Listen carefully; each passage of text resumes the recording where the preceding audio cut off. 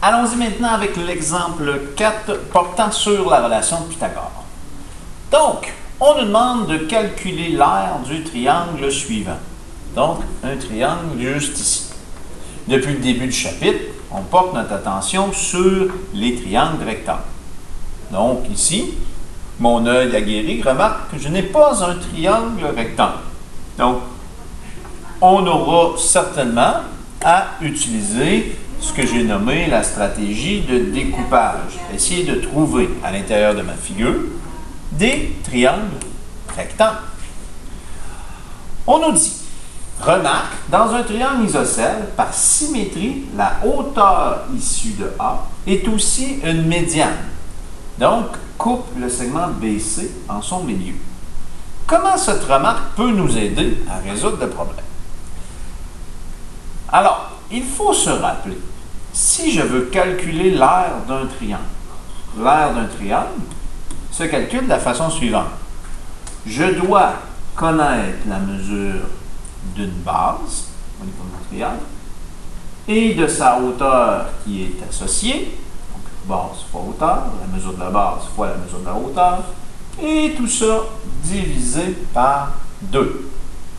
Alors, on doit rechercher une base et une hauteur associée dans ce triangle. Avec la remarque ici, on voit que le triangle a un axe de symétrie ici, qui passe par A. Cet axe de symétrie correspond à la hauteur et est aussi une médiane. C'est-à-dire que la hauteur ici coupe ce côté-là en 2 parties égales. Alors, on voit apparaître à l'intérieur de mon triangle isocèle de départ 2 triangles rectangles qui sont de même dimension. Donc, je repère un triangle rectangle ici. À ce moment-là, peut-être que Pythagore pourra m'aider. Je connais donc la base ici, qui mesure 6. Je ne connais pas la hauteur. Par contre, elle se retrouve à l'intérieur d'un triangle rectangle où je connais 2 côtés sur 3. Donc, la relation de Pythagore sera certainement un allié.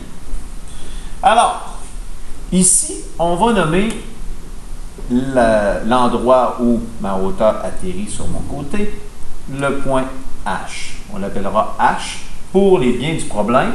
Donc, AH sera la hauteur de mon triangle. Alors, la mesure de BH. Donc, premièrement, pour pouvoir calculer la mesure de ma hauteur, j'ai besoin d'avoir la mesure de BH. La mesure de BH, si BC mesure 6 mètres et qu'on a une médiane, donc ici, le côté BH, on divise par 2, ça me donnera 3 mètres. Donc, BH mesure 3 mètres, juste ici. Donc, on obtient la mesure BH par symétrie. Et le fait que la hauteur, c'est aussi une médiane, donc ça coupe le côté ici en 2 parties égales. Maintenant qu'on a ça, je remarque que j'ai un triangle rectangle où je connais l'hypoténuse, je connais une cathète, et la hauteur ici est l'autre cathète. Donc, je pourrais retrouver cette mesure par la mesure de AH, qui est ma hauteur, par Pythagore. Parce que j'ai un triangle rectangle, je connais 2 côtés sur 3, à ce moment-là, je peux utiliser la relation de Pythagore. L'énoncé habituel, A au carré plus B au carré égale C au carré, à condition de placer les lettres au bon endroit. En face de l'angle droit, donc C, l'hypoténuse le plus grand côté. Les 2 bras de l'angle droit, donc les cathètes, je placerai A ici et B comme hauteur. J'aurais pu inverser le A et le B.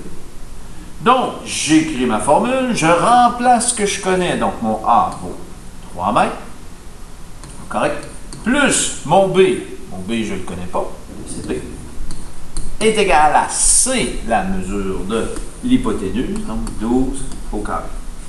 Donc, 9 au carré, pas 9, mais 3 au carré, ce qui fait 9, plus B au carré égale 12 au carré, ça vaut 144. Je suis maintenant à isoler ce que je cherche. Je cherche mon B. Je dois me débarrasser de ce qui est additionné ou soustrait à ma variable, donc le Penmans à l'envers.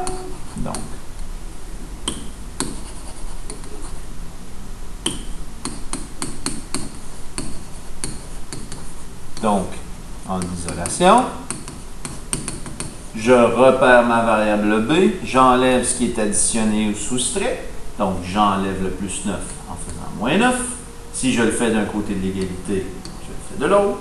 Donc B égale 144 moins 9.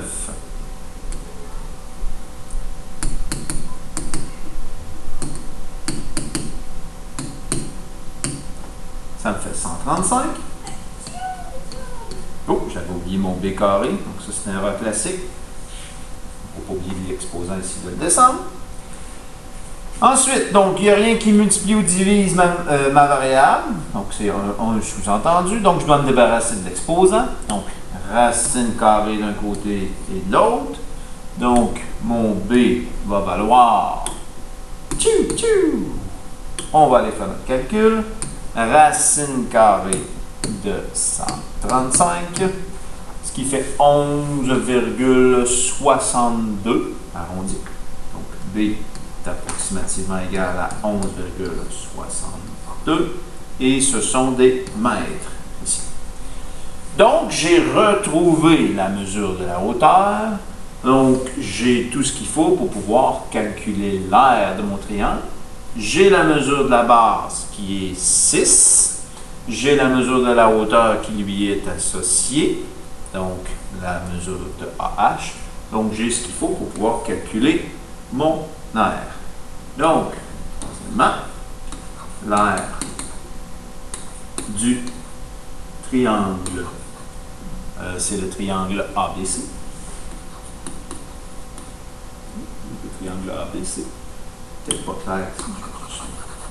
L'aire du triangle ABC. Donc, l'aire, c'est la mesure de la base fois la mesure de la hauteur divisé par 2.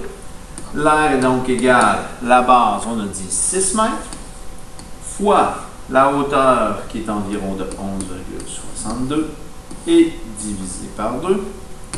Donc, fois 6 divisé par 2, ce qui me donne environ 34,86. Donc, l'aire est environ égal à 34,86. Et ce sont des mètres carrés, parce qu'on parle de l'aire du triangle. Donc, ici, on a utilisé une stratégie de symétrie et de découpage dans un triangle pour pouvoir résoudre ce problème et mobiliser aussi la relation de Pythagore.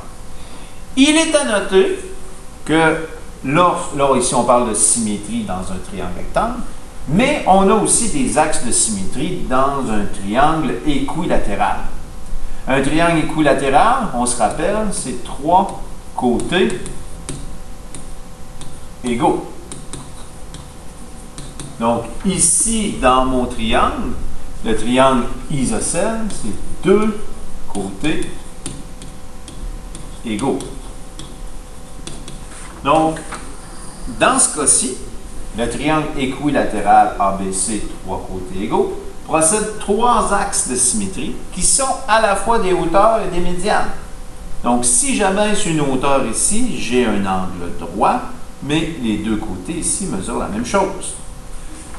Ici, si j'abaisse une hauteur à partir de A, j'ai un angle droit et j'ai aussi 2 côtés égaux.